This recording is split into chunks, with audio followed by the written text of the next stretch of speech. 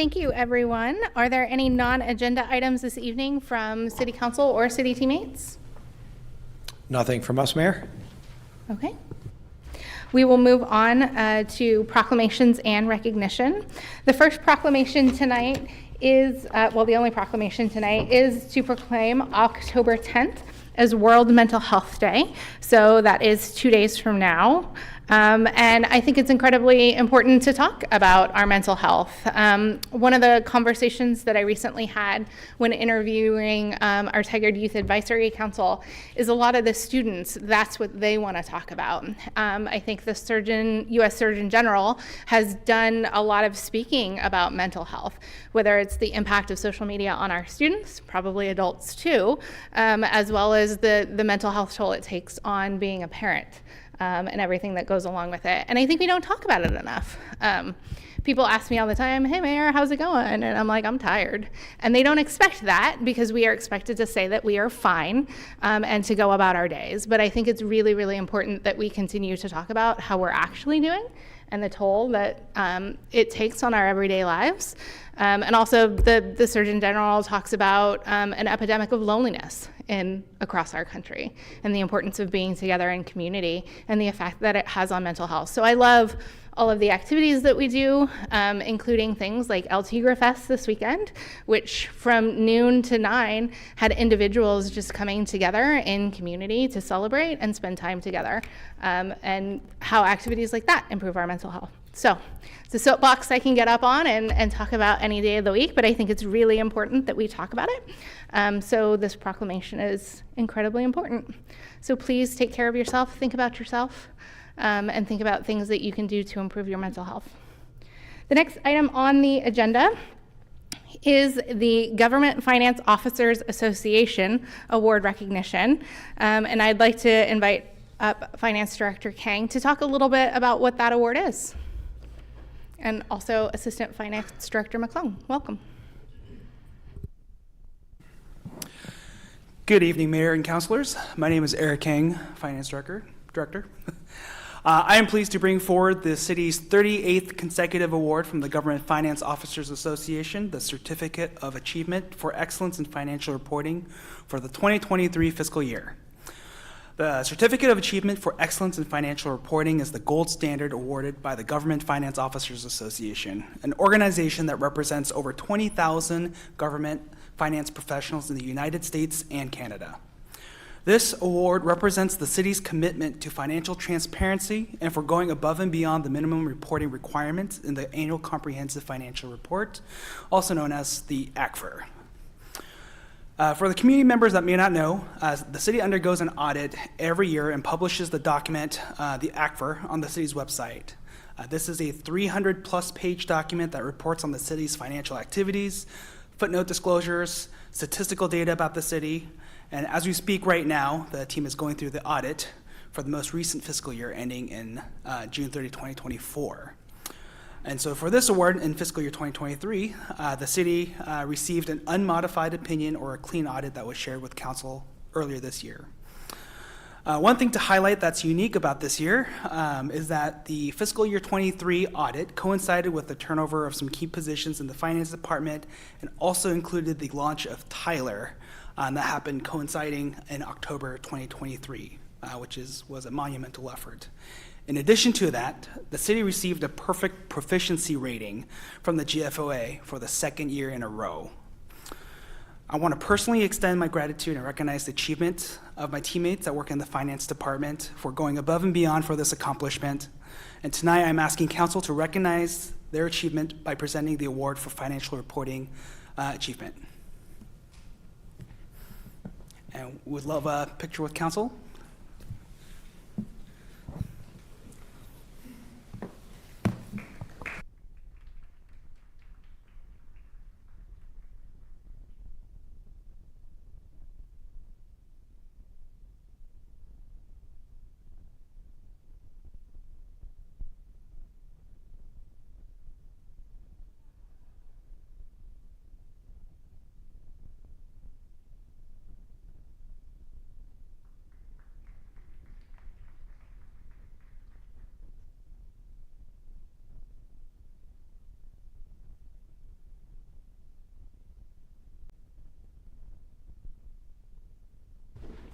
What an incredible achievement for, you said 34 or 39?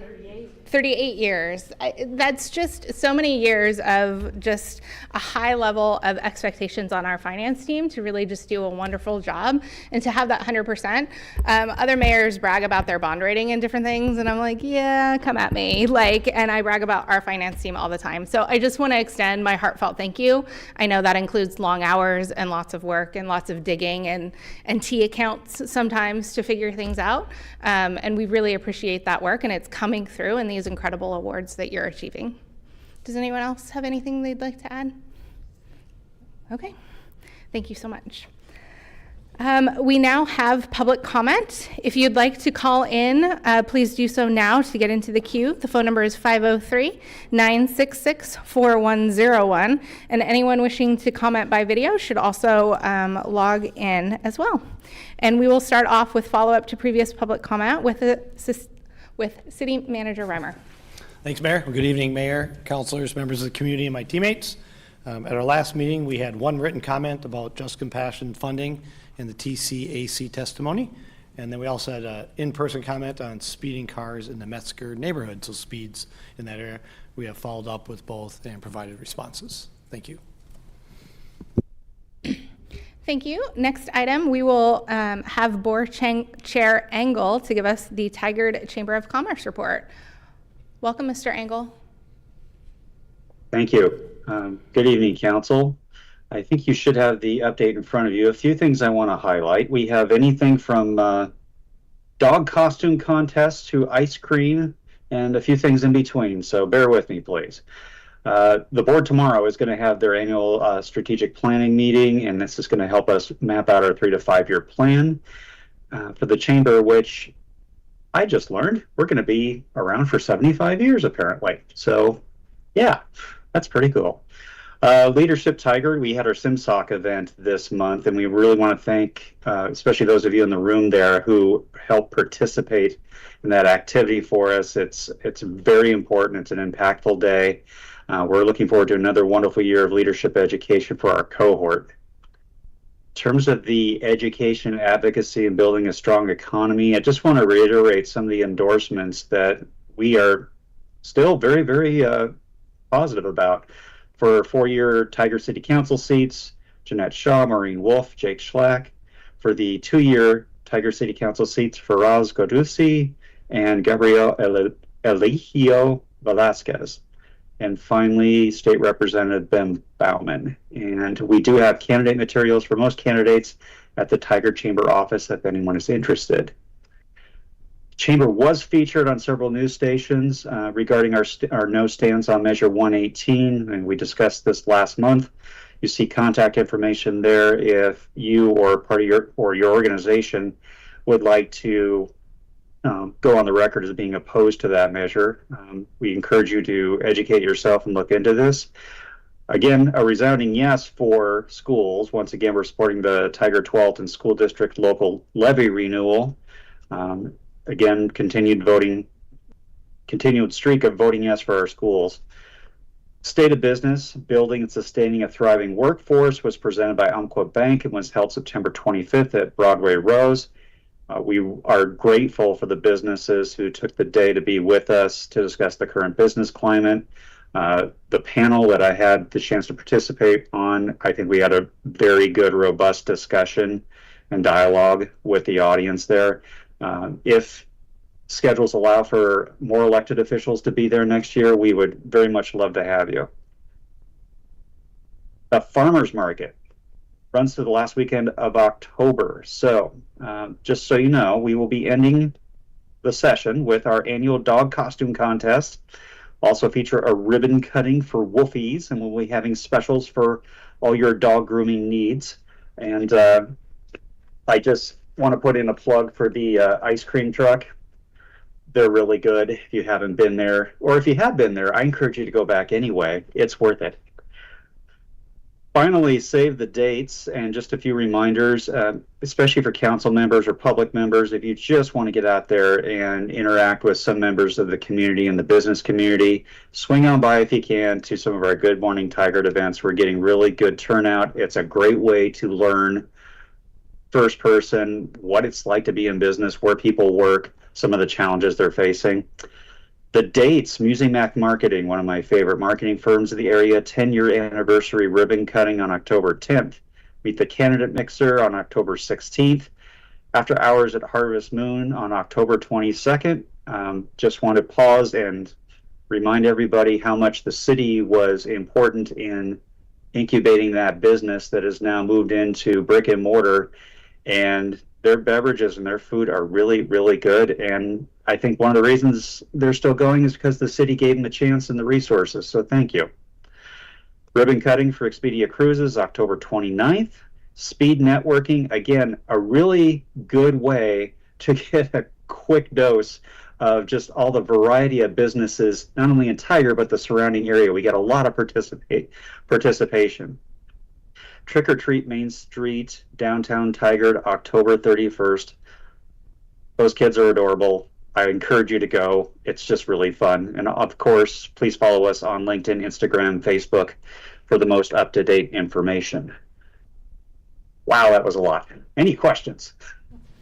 Thank you, Mr. Engel. I will also add that Harvest Moon is expanding next door and looking to be open, I think, within 2 months in that expanded space. So excited for Jules with that. Wonderful. Yeah. Any additional questions or comments today for the board chair? All right. Well, thank you so much for being here. So many updates. And I will say I participated in SimSoc today as a guest. And it's always an interesting day. And it's so valuable that the Chamber does Leadership Tigard and everything, all the information provided. So I look forward to seeing what this class is going to do.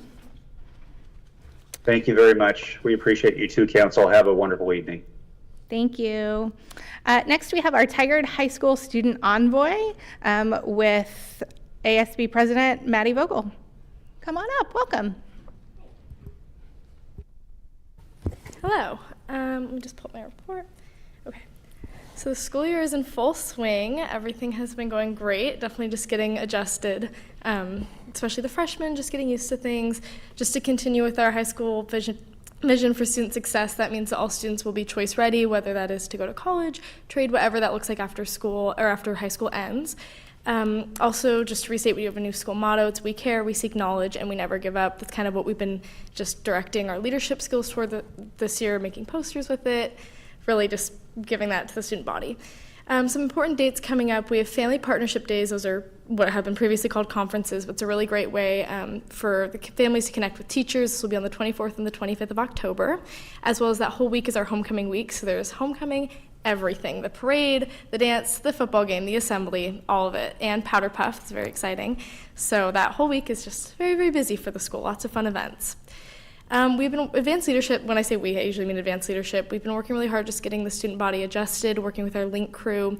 Link Crew is our freshman orientation group, which is now a class period at school, so that was really helpful. We've been doing things like a freshman tailgate, and our freshmen were actually able to run out on the field with the varsity football players, so it's definitely really great to see. I'm going to split this up into 4 ways. So the first thing I'm going to touch on is our leadership events. We do have Pink Week happening this week. This is a new event that our Spirit Chair and Spirit Committee is putting on. That's like a fundraising week, but kind of tied into a Spirit Week as well. Our Pink Out game versus Lake Oswego is Friday at 7. Big, big, big game. We always love the Pink Out. We definitely want to try and get to #1 student section with all of our fun, dressing up. So we're really aiming to have that be a good game. But with that also comes fundraising money for breast cancer research. It's been a big part. We do a Dig Pink volleyball game. That's always been something that's very special to us. And so we have lots of fun things. We're hoping to meet some goals and have some incentives. We do have a teacher jumping into the pool fully clothed and turning our principal into an ice cream sundae if goals are met. So lots of fun things. Senior class has been doing senior class things. We had a senior class meeting. We took our photo this morning. Junior class is doing a Bob Ross themed painting night, and the sophomore class is doing a sophomore or underclassmen movie night. So lots of fun things happening. Activities Committee is in the midst of planning the homecoming parade, which is going to be on the 25th on Durham Road at 4 p.m. We would love council participation, so I can always reach out with more information, but that was something that was done last year, and we'd love to have it happen again this year. Assemblies is working on our homecoming assembly. It's going to be the most fun one yet, so we're excited to see it. Communications has been creating new ways to communicate and actually kind of got blew up on TikTok a little bit with our football TikToks, so we've had lots of fun creating those. HR Rack and Ish have been working on Unity Week, as well as putting uplifting notes on bathroom mirrors and car doors, just really working to spread kindness. And internal club council and funds had a really great club rush, and now have been working to connect all club leaders. And Spirit has been super busy, having very successful games and themes, and now working on Powder Puff and Pink Week. Fall sports are going great. This is football, volleyball, cross country, dance, cheer, soccer, and water polo, and unified. So that's been something that's very, very special to us this year. Our unified team is amazing, and so is their soccer. I think we're undefeated, to be honest. So I'll just kind of touch on those. Volleyball had their Dig Pink game. We did win, super exciting, against St. Mary's. Football has been doing great. We won against Roosevelt, and we have our 6th game this week against Lake Oswego. Cross country had an invitational. Dance is preparing for the season, as well as cheer, and boys and girls soccer have both been super successful. Girls soccer have won every game but 2, so they are really doing well. Water polo has been great, and Unified is playing every single week, and their games are super fun to watch, so I highly suggest going to watch. Our arts and affinity groups, we had a very productive roundtable meeting, and we talked with affinity leaders about how we can be better this year, what changes we can bring to the student body. Affinity groups are now meeting, Black Student Union, Pacifica. We all had our meetings like at the start of this week, so that's really great getting those rolling. And our National Honor Society for Service and Policy has been just really going crazy. We have 120 members, so we definitely are doing a lot of service. So a service club. I'm happy to answer any questions that I can. I know that was a lot of information, so yeah. Yeah, no, I would say Councilor Wolf and I enjoyed being in the homecoming parade last year and learned how to throw candy. Yeah. I'm sorry for teasing you. It was fun. It was a lot of fun. I love seeing the spirit. Love that it's Pink Out this Friday, so now I can be in the know for what to wear. I'm not always in the know, so that's really great. Sounds like so much fun. Does anyone have any questions? Yeah, Councilor Schlack. Thank you, Mayor. It sounds like a really great slate of activities that you all have planned for the next several weeks. I'm just wondering, since it's election season, we have a very important election, which is a great educational opportunity for students. Are there any civics-related activities pertaining to election season that you all will be doing over the next few weeks? Yeah, it's a great question. I would say nothing related to our clubs, which makes me sad as a political. I like doing that type of thing, but we've been really active, especially in our economics and governments classes. That's something that's a big deal for us in the senior class because we take those as seniors, and so they always say the best time to take our gov classes is during election season. So this is just perfect time. So we've been doing a lot of opportunities, getting involved, and having homework, watching the debates, things like that. But other than that, no. But I'm hoping to bring forward some, as well as the candidate showcase on Saturday that TIAC is helping out with. That was definitely something we're spreading the word on. So, yeah. Terrific. Thank you. Yeah, Councilor Shaw. Thank you. And Councilor Slack asked my question, but the second, is it October 25th is the homecoming at 4 p.m.? Did I get the right homecoming month? parade is October 25th at 4. Okay, thank you. We don't have school that Friday, so it's a little earlier this year. So, yes. Perfect. All right. Thank you so much for being here. And now we have Chief McDonald with the police chief report. Welcome up, Chief.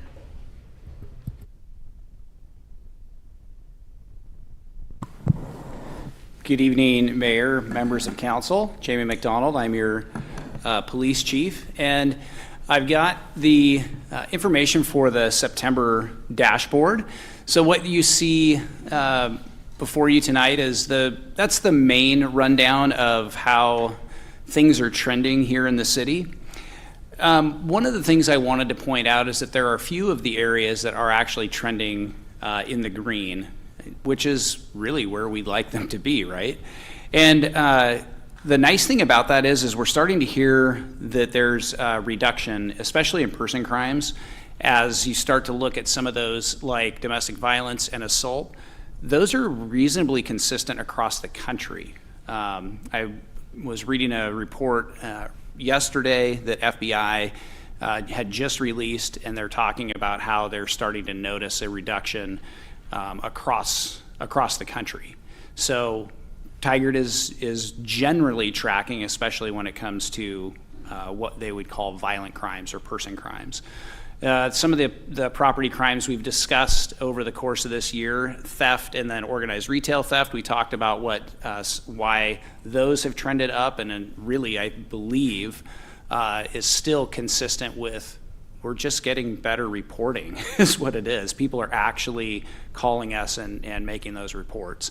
Our commercial crimes unit continues to work with area partners, other agencies, as well as retailers, and working on trying to combat this huge issue that is not something that is trending down across the country. In fact, it continues to trend up, and that organized retail theft is really, in many cases, driven by actual organized crime. So that's actually kind of one of the, I guess, burrs in our saddle, so to speak, is that continues to trend in an upward direction. However, the word is getting out that, yet again, as the jail has become a little more accessible, when we can make arrests for these felony crimes, the organized retail theft, they're actually being able to take people at the jail now, which has not necessarily been the case. It's been getting better literally in the last 30 days. The sheriff and her leadership team are working very hard to make that accessible again, so that when we do have arrests that are appropriate to take to jail, we're actually able to take people to jail. So that is one of the impacts there. And so you'll notice down under societal crimes, drug offense, and it's up 1,900%, which is because we had 0 last September, and this September we had 19 cases. It actually involved 22 individuals. So next slide, please. And this shows so far this year. And that's a direct result of the recriminalization of drugs. And while it's difficult for us, because I don't think we're going to get it on the granular level at the city level, how many of those actually are resulting in the deflection, it is a direct result of the fact that the legislature saw the need to give a tool for law enforcement to do the recriminalization. So the vast majority of those cases that are represented there, so the 19 for the month of September, were citations to appear, or citation in lieu of custody. And that's when we're getting the opportunity to provide that deflection to the individuals. So that's where the vast majority of those are. Now, by design, we won't necessarily know whether or not someone's entered that deflection program and what level of success they have, because that really becomes that treatment piece. And that's what the legislature's intention was behind the changes to ballot measure 110 and, well, House Bill 4002, which is what effectively recriminalized and put the deflection program into place. So as you can see, the officers have an additional tool that we're able to provide something to them that they can actually then be able to make an impact and hopefully help someone find that path to recovery when they're battling the addiction. So I anticipate that we will continue to see significant increases in that particular line item on the dashboard with drug cases, because the officers are getting that opportunity to interact with people in a much different way than what we did a year ago, for example. So I'd be happy to answer any questions about any of this stuff or anything else that was in the dashboard if you have them tonight. Yeah, so I had a meeting with the Washington County Chair, and she was talking about the 29 individuals probably who have not been counted or cited countywide, but I think it's probably those who were supposed to have appeared at some point, or whatever it was 29 individuals and 17 had chosen deflection. So that number was provided yesterday, sort of informally in a meeting that we have with her. But I thought that was a great just sort of general indication of the amount of individuals who are choosing deflection and hopefully receiving the treatment that they need, that they maybe wouldn't have been enticed to do so prior to this. So wanted to share that information. Yeah, thank you, Mary. And what that actually probably tells me is that a lot of those are probably from Tigard. And I do know, talking to other colleagues in the county, that one of the biggest problems that they have right now is a lot of their officers have been trained since ballot measure 110 came into play, and they've never made drug arrests, to be perfectly honest. And so we took the training opportunity to train officers of what to look for, how to do it, how to approach it in that compassionate way. And I think we're seeing that impact here in Tigard. So I'll be interested to see over the next 3 to 4 months how this continues to show, especially here with Tigard. Thank you for sharing that. That's really good to know. Yeah, I'll make sure to ask next month as well. I'm sure it's been a topic of conversation when we meet with her. Counselor Wolf, I know you have a question. So Chief, thank you for that. And I actually have a couple, because based on this conversation, I find it interesting because I would think you would want to know the correlation of what happened at the point of the arrest to the deflection. And I know we're partnering with a number of organizations for that program to kind of understand that path, what has been successful, what hasn't. So it seems like a deeper dive in the data could be just informative and educational in how we continue to process and improve. So I appreciate you sharing the training and experience you feel that our team has that maybe have made that impact. But so that's a comment. My question is on the information that you shared about overtime. And it just seemed that for just the first quarter that it seemed high. So if that were to continue through the year, it just seemed like it could potentially be a large number. So I just wanted you to comment on that. So thank you. Yeah, thank you for bringing that up. So yes, our overtime is tracking above where we should be at for this point in the year. There are several drivers to that. One of which is the summertime or the first quarter of our fiscal year is always very overtime intensive. We have several events such as like Balloon Festival, 4th of July, for example. So because of the way the pay period fell, Balloon Festival, even though it happened in June, payday was in July, so that hit this fiscal year. 4th of July obviously was in this fiscal year. And so a variety of other things. Vacations are pretty heavy in the summertime, and so we end up backfilling with overtime to allow people to take much needed vacations. And then a couple of other things that probably are of note. So we get grant funding from different sources. So for example, ODOT to go out and do traffic enforcement. There's been a lot of additional traffic enforcement out on 217 due to the construction out there. The Washington County District Attorney's Office has a grant for organized retail theft. So when we run those missions, like I talked about last month when I did the dashboard update, those are heavily staff intensive, which generally means heavily overtime intensive. We'll get reimbursed for that. So we'll bill the District Attorney's Office, we'll bill ODOT, and we do get reimbursement for that.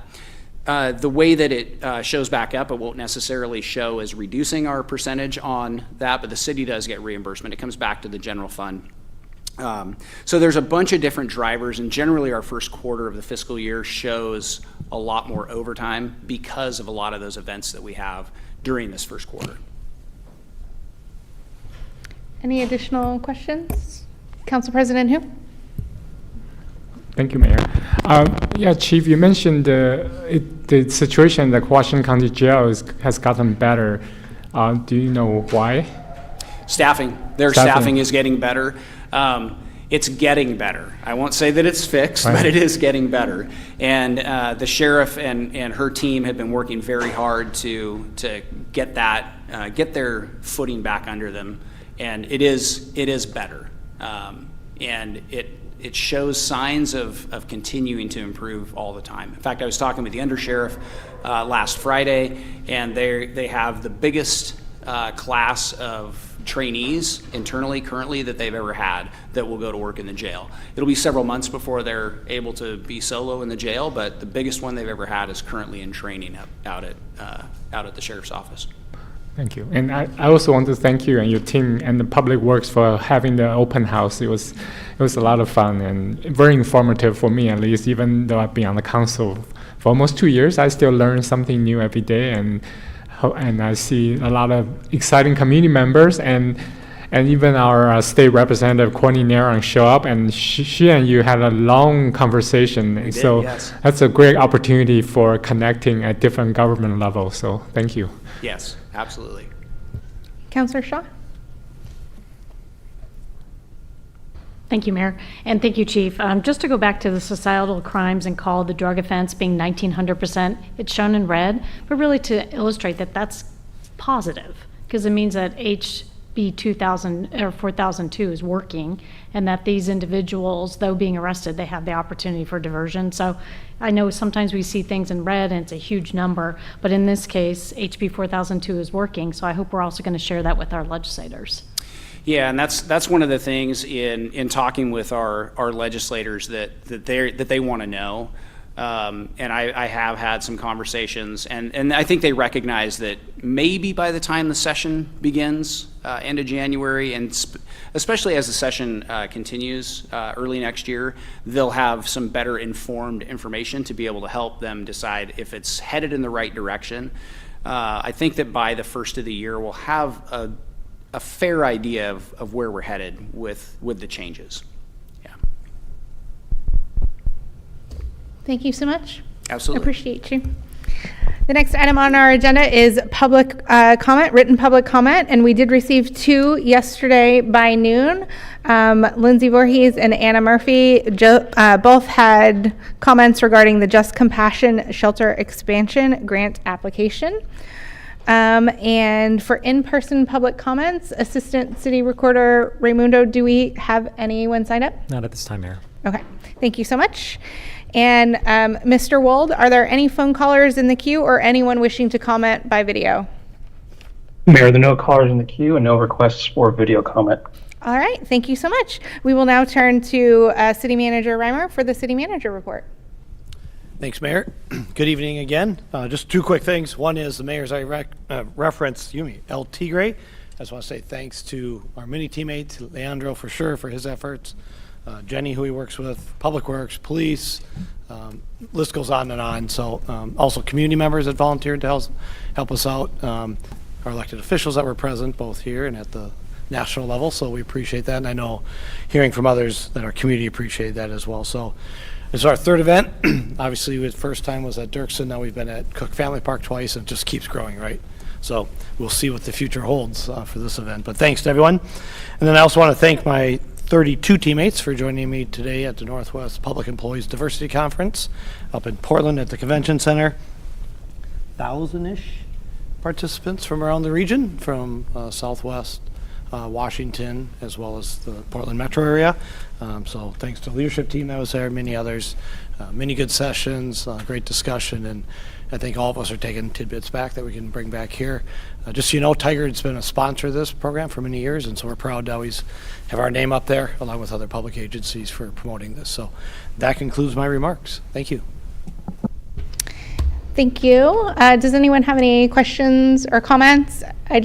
I'll comment. El Tigre Fest was wonderful and so fun, and I think it's also incredible that we can bring some of our federal partners and elected officials here.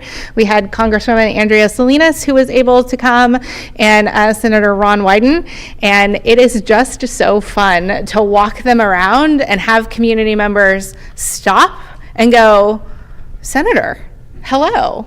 It just, I think it's a wonderful partnership that we have and a relationship that we've built with our federal partners, that they fight for Tigard, they stand up for us and they support our asks for federal dollars, but B, they show up in our community.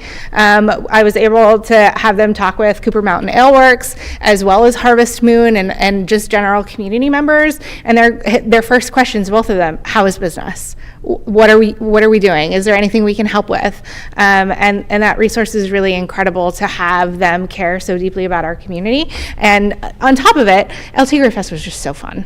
Anyway, so I could talk about this for a while, but I think it's really important how much fun it was to see people excited to see both our Congresswoman and our Senator here with us. So thank you to Leandro and the team who, just put in so much work to put it on. So we can't thank them enough for the wonderful community event that they put on. And Council President Hu? I just want to thank the city for having the bike valet again this year. And when I used it, my bike was the only one, but by the time I left, there were like 15 there. So I was very excited that it's actually being used. So thank you for having that. Yeah, it was hopping, and it was noticed. Actually, I got questions from, especially the senator. Tell me, explain that. What is that? And because they had never seen anything like that, so that was really cool too to be able to talk about. All right, we will move on to the consent agenda. As the local contract review board, the consent agenda is used for routine items, including minutes and approval of contracts or intergovernmental agreements. Information on each item is available on the city's website in the packet for this meeting. Items may be enacted in one motion without separate discussion. Tonight, we have one item on the consent agenda, and it is the Washington County easements vacation concurrence resolution. And we do have our city engineer available if there's any questions. Council President Hu? Mayor, I don't have a question, but I just want to make a disclosure. When I ran for city council 2 years ago, I received an endorsement from the Home Building Association of Greater Portland. And at that time, one of the members, Taylor Morrison, who's also the petitioner of the vacation petition, made a campaign contribution to my campaign. So I just want to make that disclosure. Okay, thank you. Would anyone like to make a motion or have any questions or a comment?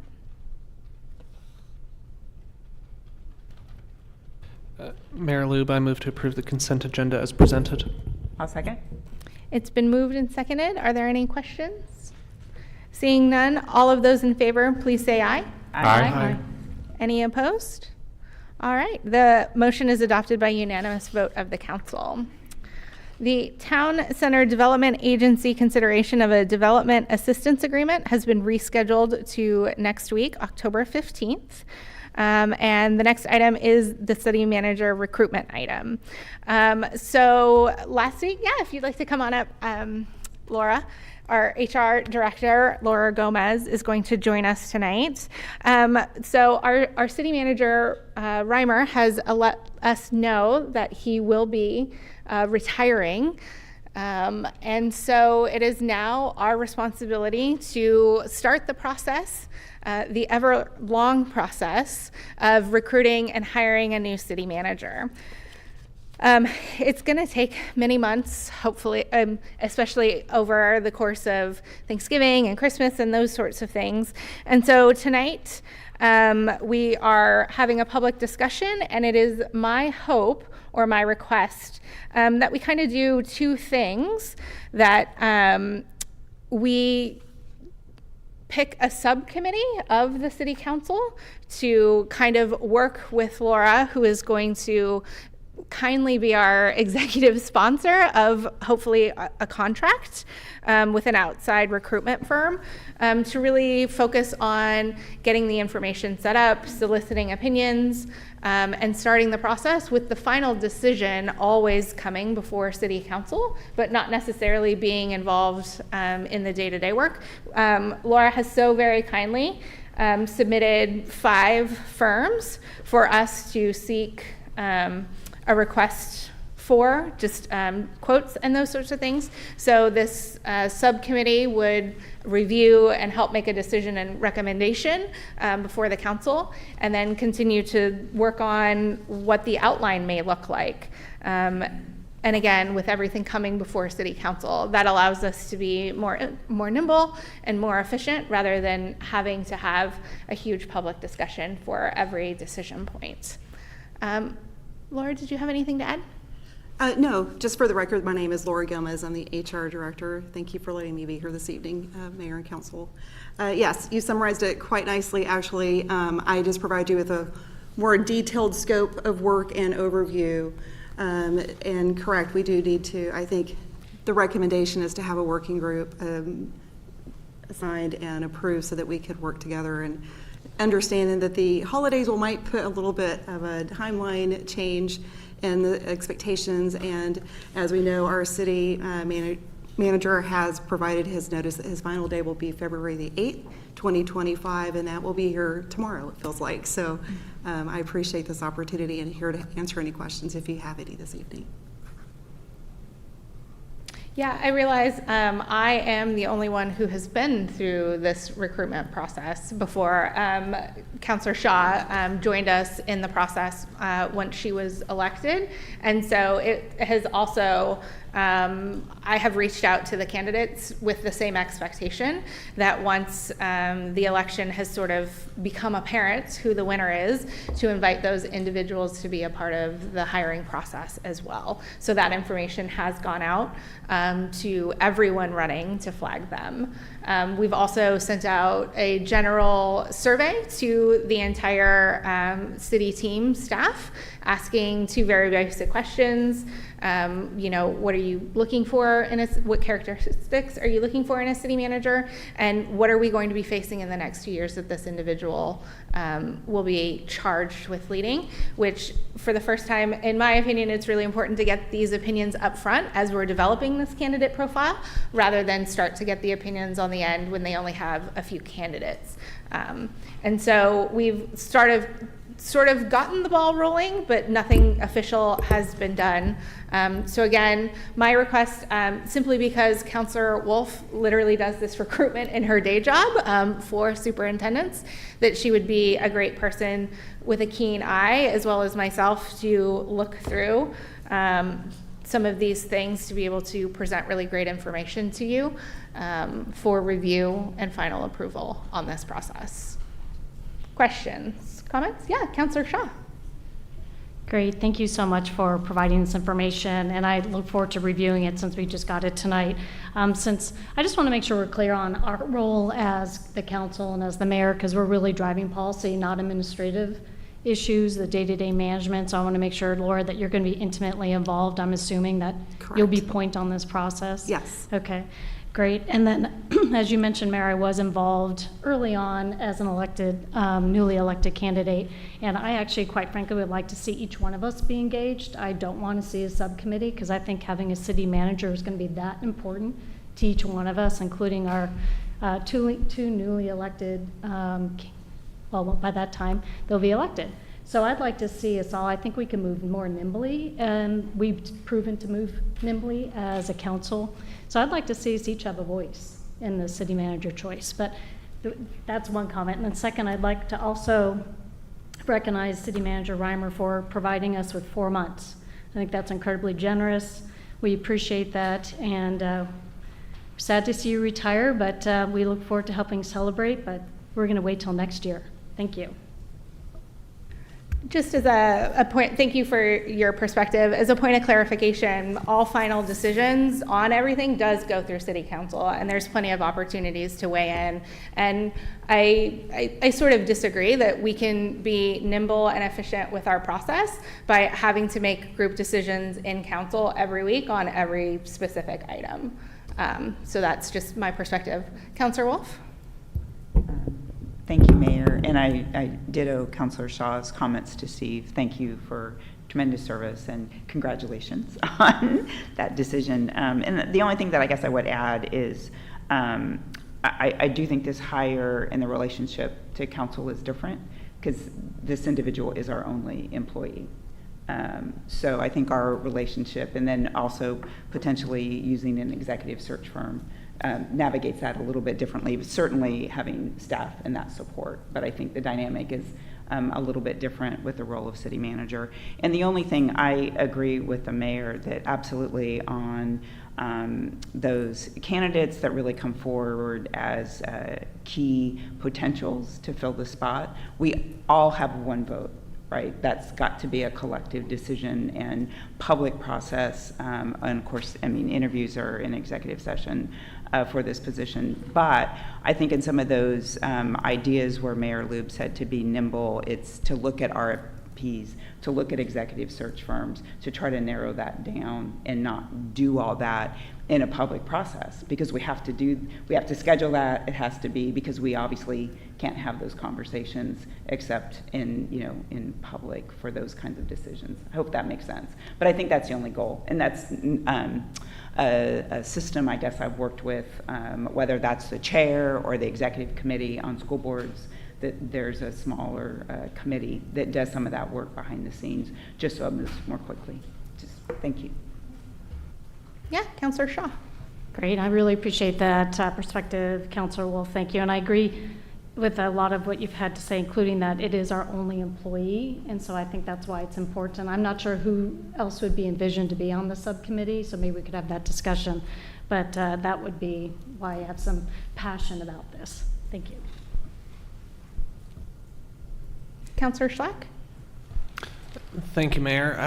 I'm generally aligned with Councilor Shaw's viewpoint. This would be my first experience involved with hiring a city manager, and I'm just generally concerned about delegating any authority or oversight I would have over the process to a subcommittee, because I think it would be a great learning experience, and I want to make sure that the full council is consulted throughout the process. I understand the concerns about nimbleness. I understand the background you have with hiring the previous city manager and Councilor Wolf's professional experience. I'm not challenging any of those points, but that would be my personal viewpoint just based on my reflections over the last week. And just as clarification, again, we're not taking any decision-making away from anybody. It's simply saying, I don't know that it's efficient for all of us to look at all of the, you know, the 5 potential things and have, like, it just, and we've done subcommittees. I think we did a subcommittee for the last hire. This is past practice. We've done subcommittees. We even did a subcommittee where we put Councilor Shaw on for the name for PRAB and things like that. There's a long history of subcommittees in this process, even for things that we've done for managing our employees. And we technically have 3 employees, but we've done subcommittees and that as well. And so this is not uncommon, nor are we taking any decision-making power away. In fact, if you end up not liking our recommendation and everything is still presented to you, it's just making that recommendation of who should move forward is a smaller group of individuals that the council still looks through and approves. Right? Does that make sense? Yes, I understand the points you're presenting. I think just based on my experience over the last 3 months with managing our one city hire, I've been concerned about, well, I shouldn't say concerned, but while I understand the nimbleness of having a subcommittee specifically manage that relationship, I don't think I've had the opportunity to have as much insight or oversight over that process as I would have liked. So my concerns are still my concerns at this point. I understand all the practical implications that you're presenting. I don't challenge any of those. That's just where I'm at tonight if we're making a decision on a subcommittee. Yeah. Council President Hu? Thank you, Mayor.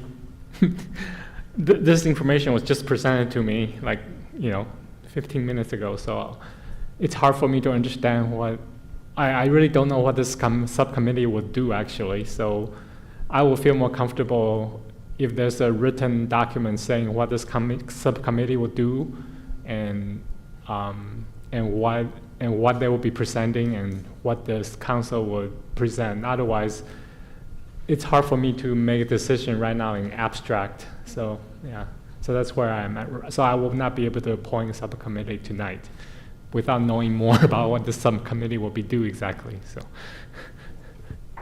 Yeah, Councilor Will. So I think this is a great conversation, and if it's the will of the council, then that's completely fine. I just thought I would shed for an example that will be an immediate decision is if we are looking at 5 search firms, if it's a group decision, right, then does that become a public interview process? And that is entirely possible. I've certainly presented to many full school boards, and that is, just an added on to a meeting, and we all participate in that and then make that decision in that group. It's just an additional scheduling. So I've seen it done both ways, and so if there's a strong sense that this is something that people feel strongly about, it works both ways. How about that? And that was just one example I wanted to share. Well, yeah, so the other thing that we can do is work together to, put a proposal together of what it could look like in either scenario to discuss next week on the agenda and moving forward. At this point, are we at least comfortable giving Laura the directions to reach out to the 5 firms and get the process started for asking them for proposals? on executive recruitment. How did you get the name of these 5 firms? So these were firms that responded to us quickly, in less than 48 hours, actually. And there's also, the list was derived from the previous list that was used in 2020. So that's how we came up with the top 5. The scope of work is really where that's imperative to make sure that we're clear on what we are asking them to provide us for as far as a proposal. So the scope of work is that recommendation that I've attached to the memo, and it is more detailed, but that's how we came up with who they are. Certainly we could expand that, but it does take a little bit more time because we do have to be definitive about the type of work we're expecting them to do. And some of them do take a little bit longer because they do ask more questions for clarification. So this 5 firm contacted you right away? We reached out to them, and we've had a partnership with them before in providing us in the past Okay. with an estimate. All right. We also consulted the ICMA list because there's a whole ICMA Yes. website on city manager recruitment, which includes a list of firms who specialize in this sort of recruitment, and we looked at that list as well. Okay. And those firms all have experience with do you know what Oregon cities they have experience with? So that will be a part of that proposal, what we're asking Okay. them to present to us, to let us know where they have the experience and what cities, at what level of executive support that they've provided. Is it possible to keep contacting more firms and see Yes, if you it get is. any more responses? Yes. Okay, thank you. Okay, yeah, Councilor Schlack. Thank you, Mayor. Question about the RFP process as well. So we learned last Tuesday, we received the announcement of the city manager's upcoming retirement. And I'm just curious, when it comes to RFPs related to recruitment, is that an operational decision made by city management about issuing that RFP just based on the fact that we know a vacancy is arising? Or is that a council sort of side of things? Because this is the first I was aware that this process had gone underway. So I actually will have to defer that. I am 2 months new into this position here at the city, so I don't want to overspeak or give more of a definitive response to that, other than I know there is a process in place to obtain that. There are limitations, dollar amounts that we consider, and the scope of work. Again, we do have under contract, Raftellus was with the agency that I was hired and searched through. We have an existing one with them, but it depends on the scope of work, again, that we're looking for that determines the type of RFP. And I think there's different levels, and it may take a little bit longer. Some can take up to 3 to 4 months, and some can take just a couple of months to get completed as well. So that would go through the finance team, and where the boundaries are on that, I can't answer that. Councilor Shaw. Thank you, and that actually raised a question based on the former question by Councilor Schlack. With the draft scope of work, is that something obviously that you've developed, and is that something that the city manager and the leadership team also kind of help source to make sure it's comprehensive? So the scope of work that you're looking at was one that was drafted for the 2020 recruitment.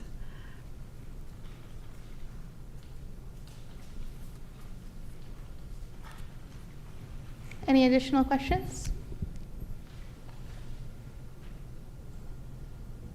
I just wondered, Mayor, process at this point, because, Laura, thank you for this and then for the draft. So should the next step, if this continues, as a group conversation, that feedback on, will this be part of a deeper discussion next week? Because I think everyone's kind of grabbing it, looking at it, trying to discern it. And so that becomes part of the process, and then a clear timeline on when we would be doing public interviews for the firms, et cetera. So Yeah, we will continue this conversation next week and work on what the process and timeline could look like in both scenarios. I was going to offer also that the working group is who would normally define what that scope of work is, and fine tune it a little bit more too. Yeah, okay. All right, thank you so much. Yep, thank you. We have no non-agenda items. We do have an executive session scheduled. The Tigard City Council will go into executive session to discuss the performance review of public officers or employees under ORS 192-6602I. All discussions are confidential, and those present may disclose nothing from the session. Representatives of the news media are allowed to attend executive sessions as provided by ORS 192-6604, but must not disclose any information discussed. No executive session may be held for the purpose of taking any final action or making any final decision. Executive sessions are closed to the public. The council will adjourn immediately after the executive session. Thank you so much. Good night, Tigard.